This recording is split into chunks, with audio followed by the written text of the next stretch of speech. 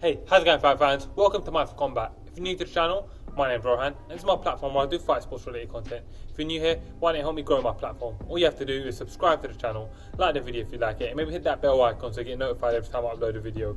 All those stuff really make a difference to me, help me grow my platform. It don't cost you guys nothing, and I'm really trying to chase a dream here, so I'm relying on you guys. Anyways, with that said, in this video I'm going to be touching on a very interesting topic. So, in the world of mixed martial arts, obviously we've been wildly impacted by the coronavirus pandemic, and as that's happened, one of the ways that the world of mixed martial arts has dealt with it, and in a lot of ways the world of mixed martial arts has dealt with it better than any other sporting organisation. We've just proceeded with combat sports as per usual, but without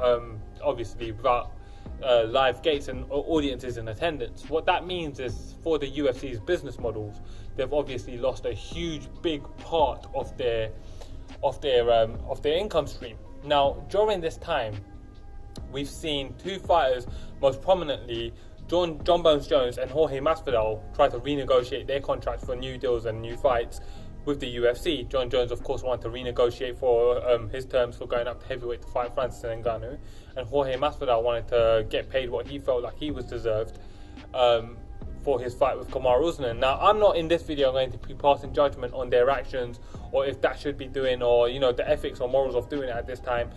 Every man must handle their business how they see fit and what's best for them. What's interesting for me is a caveat that comes out of this, and that's, is it worth signing for with the UFC for every fighter in the world of mixed martial arts? Should that be a goal? Should every fighter be striving to achieve status in the Ultimate Fighting Championship, be signed by the UFC? Because I know there's that old age sort of way of looking at it, that if you want to be the best, you've got to fight the best. All the best fighters fight in the UFC, and a lot of fans don't respect anyone or respect anyone's accomplishments when it happens outside of the UFC. When they've had their entire career outside of the UFC, it almost tarnishes their legacy, because a lot of people like to say, well, they never fought in the UFC, so therefore they never fought the best. So therefore, I can't rate them as highly as the people that did fight in the UFC. I have never been of that opinion. Fighters are fighters, and you will demonstrate your worth as a fighter by showing me your skill set against your opponents. Now, there's tons of credible challenges outside of the UFC. In this video, I'll be taking a look at Aung Sang and Angela Lee in particular, and there's a couple of reasons why I've chosen them. Firstly is because they are stars. They're stars in one championship. One championship is another major mixed martial arts broadcasting promotion.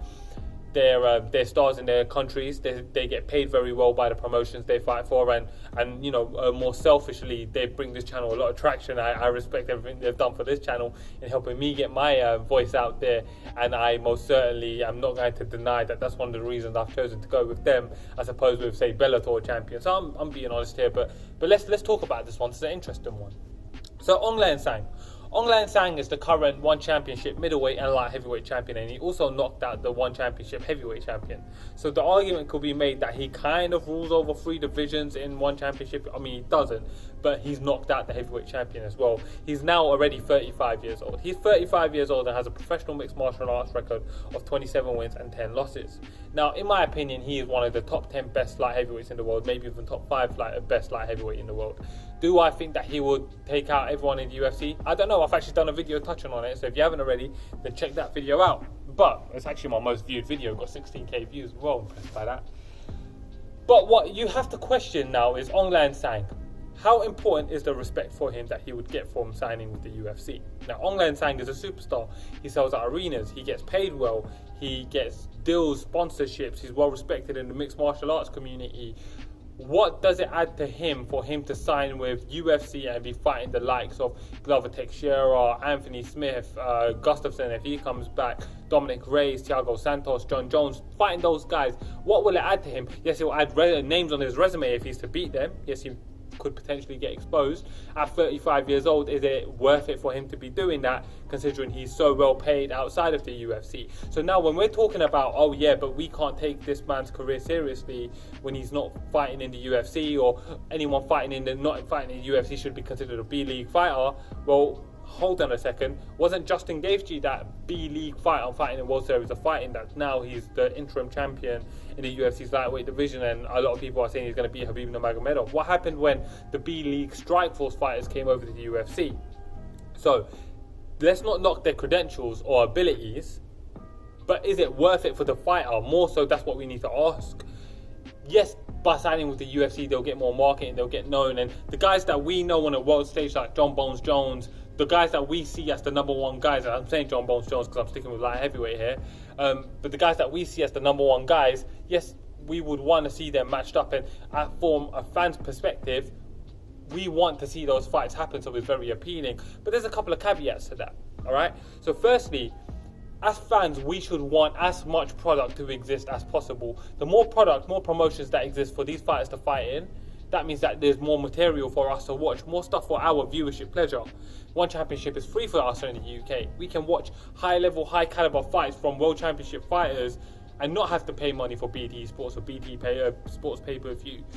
By there only being one promotion that homes all the best fighters, well then that allows the UFC or any other promotion that would be in that position to create a monopoly over the sport, and then they can charge us whatever the hell they want to charge us to be able to watch the fights. They definitely done that here in the UK when we were paying a cable subscription for BT Sports, and then we got to start paying BT pay-per-view. Well, some of us, like myself, only watch fighting sports. So I only have BT Sports to watch UFC. Now you're going to put UFC on pay-per-view, so now I got to pay for BT Sports, and then I got to pay for pay-per-view. I'm being ripped off here. That's what's going on, right? So when we're talking about that from a fan's perspective, we don't necessarily want them all to sign with the UFC because we want there to be thriving competition to the UFC. We want there to be fighters outside. We want fighters to make money. So from a fighter's perspective, being able to fight other promotions should be an option. From a fighter's perspective, it should be a great opportunity to sign with a promotion where they can get paid, get well respected, and they can be superstars. At 35 years old, should Aung and Sang risk everything when he's probably got 3-4 years of high-level fighting to sign with the UFC, risk being exposed, losing everything that he has, his championship status in one championship, and the superstardom status that he has in Myanmar as a mixed martial artist?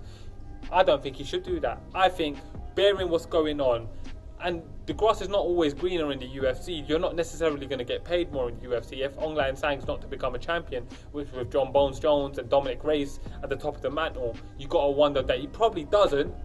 I don't think it is worth it for Aung Sang to sign with the UFC, especially being that he's 35 years old. Angela Lee. What about Angela Lee though? With Angela Lee, things are a bit different though, right?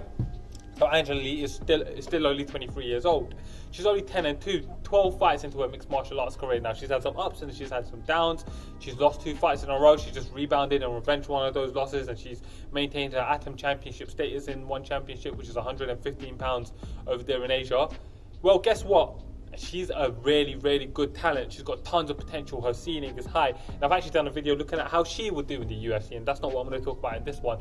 And actually another one of my most viewed videos. So you guys kind of see why I've gone with these two as an example.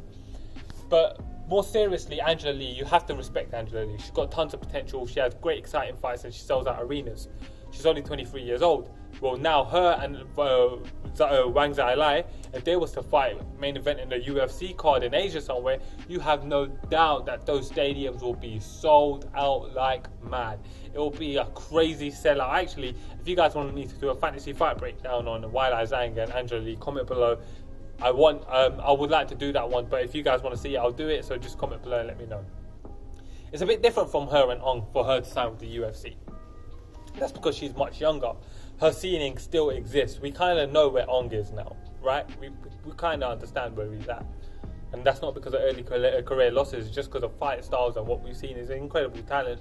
I don't think he'll beat Bones Jones. But with Angela Lee, it's a bit different. She's 23 years old. She still has room to grow.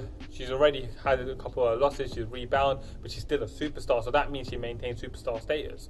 By signing with the UFC, what does the UFC offer her? Well, she makes money. She's already got championship status. She's a superstar. Again, for her, I do feel like her ceiling is relatively low at this point. She's showing me great potential, but she hasn't shown me that she's grasping that potential right now. So it still depends to be seen how good she is. But I don't think it's worth it for her to sign with the UFC either. Where she is right now, she has a healthy level of competition that's good for her, and she's a superstar. She can thrive fighting them. And her as a fighter, I want her to thrive too. I can watch her. As a fan, I can watch her fights and enjoy her fights.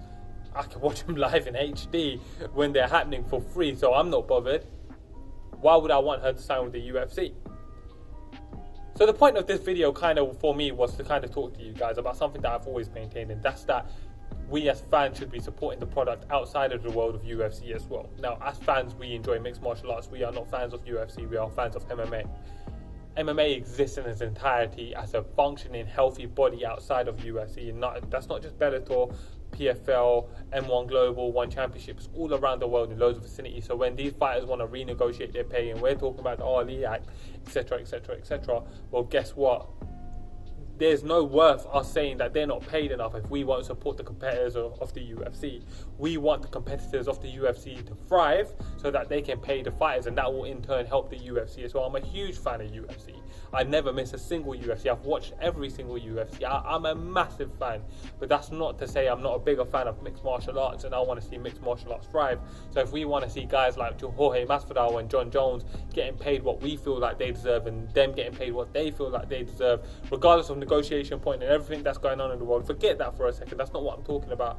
I'm talking about the product of mixed martial arts. And if you want the fighters to be able to renegotiate healthy contracts where they're getting paid what they feel they're worth, well, then we must support the products outside of the UFC. Anyways, guys, just a little subject that I thought I'd touch on. It's something that I'm very passionate about, that I talk to about my little brother, with my little brother all the time, and I thought I'd widen out the conversation to you guys. Why don't you guys comment below? Let me know what you think about the subject and the matter, and should these guys be considering signing with the UFC? Not just Aung and Angela Lee, anyone. Obviously, I've been quite honest on why I've used their names, and I'd like to know your thoughts on this subject. So thank you guys for watching. As always, I'm Rohan, and this is Mindful Combat.